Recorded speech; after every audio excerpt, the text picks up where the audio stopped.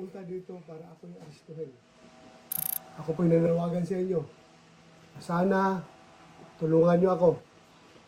Huwag po tayong papayag na another Pilipino ay dadalhin sa dahig.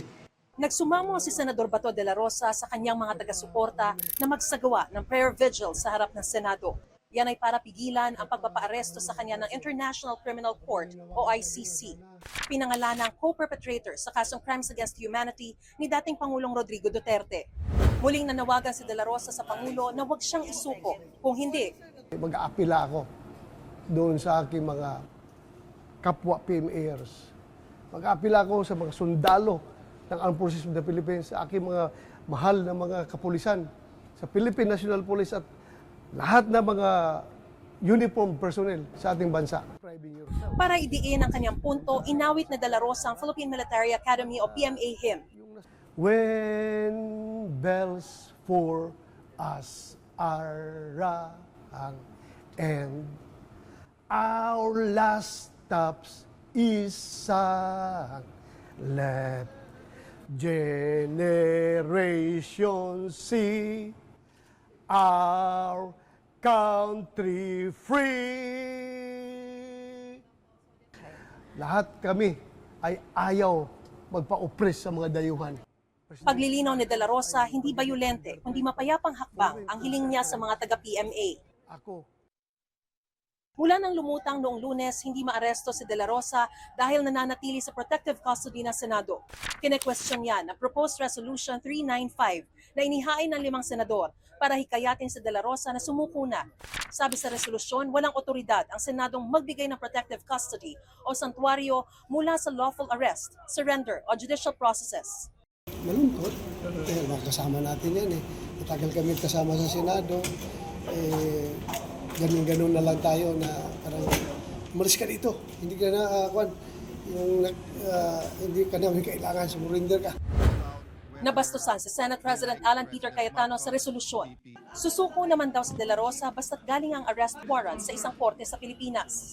May konting kabastusan yung resolution. Senators, just like any individual, can exhaust and should be given the ability to exhaust all legal remedies. And then pag na-exhaust lahat, then of course we will surrender them. Usually the senators themselves surrender themselves and we will assist. Tugon ni Senador Kiko Pangilinan na may akda ng resolusyon. Basahin lang yung resolution. Nandun naman lahat.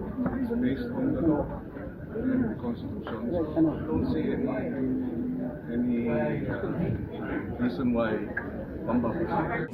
Hinihingan pa namin ang tugon sa Cayetano. Pero nauna niyang sinabing ang protective custody para kay de la Rosa ay nakabase sa Senate Resolution 44. Inamin naman ni de la Rosa na umabsent siya ng halos kalahating taon dahil iniwasan talaga niya ang ICC arrest warrant.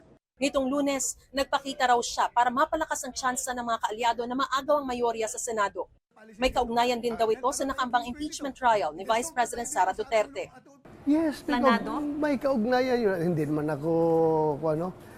ako plastic na hindi tanggapin, hindi aaminin na kasama yan sa rason kung bakit ako nag-resurface.